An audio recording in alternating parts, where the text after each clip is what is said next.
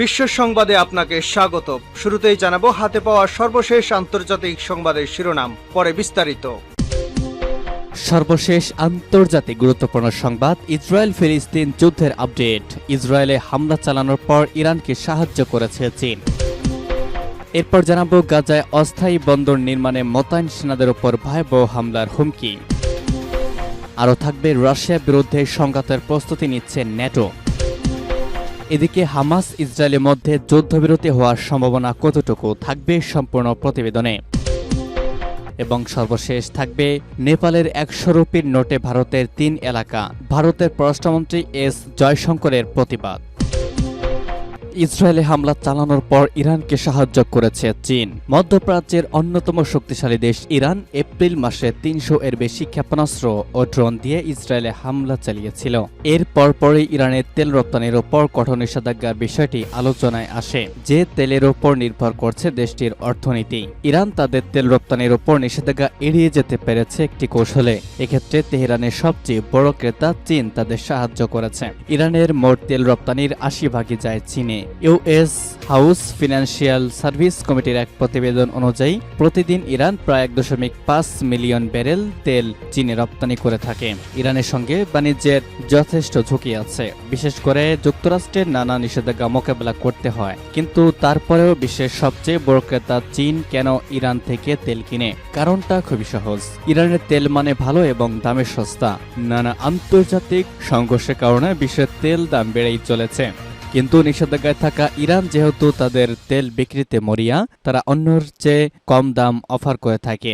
ইরানের অর্থনীতিকে সহায়তার মাধ্যমে চীন মধ্যপ্রাচ্যে যুক্তরাষ্ট্রের সামনে একটি ভূরাজনৈতিক ও সামরিক চ্যালেঞ্জ ছুড়ে দিচ্ছে, বিশেষ করে যখন ইসরায়েলের সঙ্গে উত্তেজনা চলমান। গাজায় অস্থায়ী বন্দর নির্মাণে মোতায়েন সেনাদের ওপর হামলার হুমকি। যুদ্ধ বিধ্বস্ত অবরুদ্ধ গাজায় মানবিক সহায়তা পৌঁছে দেওয়ার জন্য উপকূলে $320 মিলিয়ন ভাসমান বন্দর নির্মাণ করছে মার্কিন সেনাবাহিনী। এছাড়া সেখানে ত্রাণ কার্যক্রমে সহায়তায় ব্রিটিশ সেনাও মোতায়েন হতে পারে। এবার এসব সেনার উপর হামলার হুমকি এসেছে। আন্তর্জাতিক সংবাদ মাধ্যমের খবরে জানানো গেছে, অস্থায়ী ওই বন্দর নির্মাণের পর সেখানে ত্রাণ বিতরণ কর্মসূচি কার্যক্রমের সহায়তা করার জন্য মোতায়েন করা হবে উল্লেখযোগ্য সংখ্যক মার্কিন সেনা সদস্য। এর সঙ্গে যোগ দিবে ব্রিটিশ সেনাবাহিনীর সদস্যরাও। এমন অবস্থায় এসব সেনারা যদি গাজার মাটিতে পা রাখে, তাহলে তাদের বৈধ লক্ষ্যবস্তুতে পরিণত করার হুমকি দিয়েছে গাজার যোদ্ধারা। তবে এমন হুমকির মুখেই মার্কিন সেনাদের ওপর হামাসের হামলার কোনো লক্ষণ নেই বলে জানিয়েছেন মার্কিন প্রতিরক্ষামন্ত্রী লয়েড অস্টিন। তিনি জানান, হামাস গাজা উপত্যকায় মার্কিন সেনাদের ওপর হামলার পরিকল্পনা করছে, এমন কোনো ইঙ্গিত তিনি দেখতে পাচ্ছেন না। এ ব্যাপারে বিস্তারিত কোনো তথ্য দিয়েও অস্বীকৃতি জানান মার্কিন এই কর্মকর্তা। মার্কিন সেনাদের আক্রান্ত হওয়ার ইঙ্গিত না থাকলেও যুদ্ধ পরিস্থিতির মধ্যে যে কোনো কিছু ঘটতে পারে বলে জানান অস্টিন। জানান, সেনাদের নিরাপত্তার বিষয়টি সবার আগে দেখা হবে। এ সময় বন্দরে নিয়োজিত সেনাদের নিরাপত্তার জন্য যুক্তরাষ্ট্র ও মিত্ররা একসঙ্গে কাজ করে যাবে বলেও জানান মার্কিন প্রতিরক্ষামন্ত্রী। এর আগে গাজায় সেনা মোতায়েনের ব্যাপারে সিদ্ধান্ত নেয় যুক্তরাজ্য। এ সময় গাজা উপত্যকায় ব্রিটিশ সেনা মোতায়েন করা হলে তাদেরকে লক্ষ্যবস্তুতে পরিণত করা হবে বলে হুঁশিয়ারি উচ্চারণ করে popular front for the liberation of Palestine PFLP এক বিবৃতিতে জানায়, গাজা উপত্যকার ভূমি অথবা উপকূল জুড়ে ব্রিটেন কিংবা যে কোনো দেশকে সেনা মোতায়েনের ব্যাপারে সতর্ক করা হচ্ছে।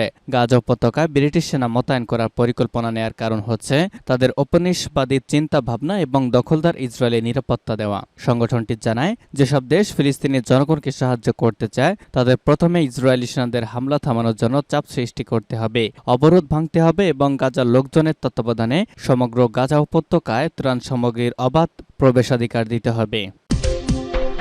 রাশিয়ার বিরুদ্ধে সংঘাতের প্রস্তুতি নিচ্ছে ন্যাটো।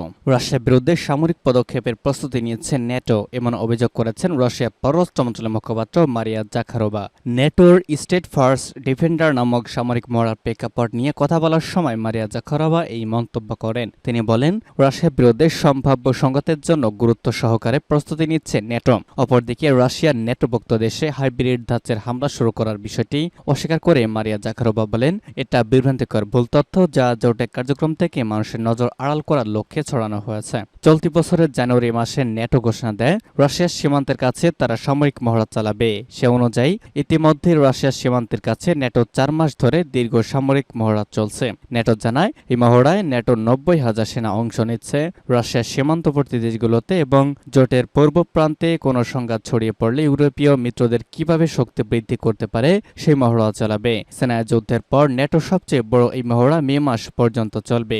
রাশিয়ার পররাষ্ট্র মন্ত্রণালয়ের মুখপাত্র মারিয়া জাখারোভা বলেন, রাশিয়া নয় বরং ন্যাটোই অস্ত্র, গোয়েন্দা তথ্য এবং অর্থ দিয়ে ইউক্রেনকে সহায়তা করে রাশিয়ার বিরুদ্ধে হাইব্রিড যুদ্ধ চালিয়ে যাচ্ছে। মারিয়া আরও বলেন, সেনা যুদ্ধের পর ন্যাটোর সবচেয়ে বড় মহড়া স্ট্রিট ফার্স্ট ডিফেন্ডার এই মুহূর্তে রাশিয়ার সীমান্তের কাছে অনুষ্ঠিত হচ্ছে। তাদের পরিকল্পনা অনুযায়ী রাশিয়ার বিরুদ্ধে জোটের পদক্ষেপের অংশ হিসেবে হাইব্রিড এবং প্রচলিত অস্ত্রসহ সব ধরনের উপকরণ ব্যবহার করে অনুশীলন করা হচ্ছে। এরপরেও তারা রাশিয়ার বিরুদ্ধে বিভ্রান্তি ছড়াচ্ছে।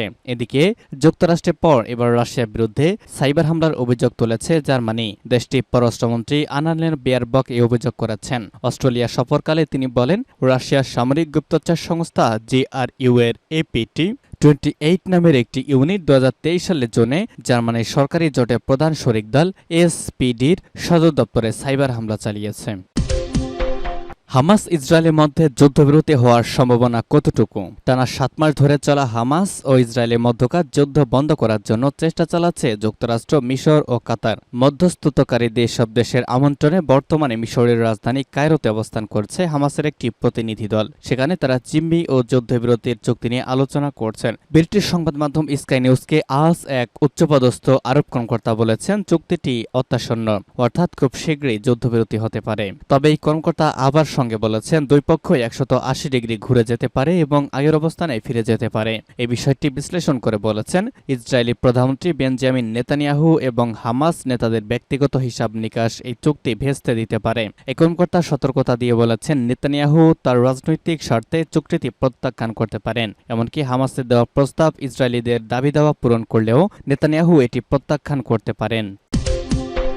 সর্বশেষ জানাবো, নেপালের 100 রুপির নোটে ভারতের 3 এলাকা, জয়শঙ্করের প্রতিবাদ। নেপালের নতুন 100 রুপির নোটে ছাপানো মানচিত্রে ভারতের 3টি এলাকা অন্তর্ভুক্ত করা হয়েছে জানিয়ে ক্ষোভ প্রকাশ করেছেন পররাষ্ট্রমন্ত্রী এস জয়শঙ্কর। তিনি বলেছেন, একতরফাভাবে নেপাল এই পরিবর্তন করলেও তা বাস্তবকে বদলাতে পারবে না। নেপাল সরকারের মুখপাত্র রেখা শর্মা জানিয়েছেন, প্রধানমন্ত্রী পুষ্পকমল দাহাল প্রচণ্ডতর সভাপতিত্বে মন্ত্রিপরিষদের বৈঠকে নেপালে একটি নতুন মানচিত্র ছাপানোর সিদ্ধান্ত নেওয়া হয়েছে। সেই মানচিত্রই থাকবে নয়া 100 রুপি নোটে।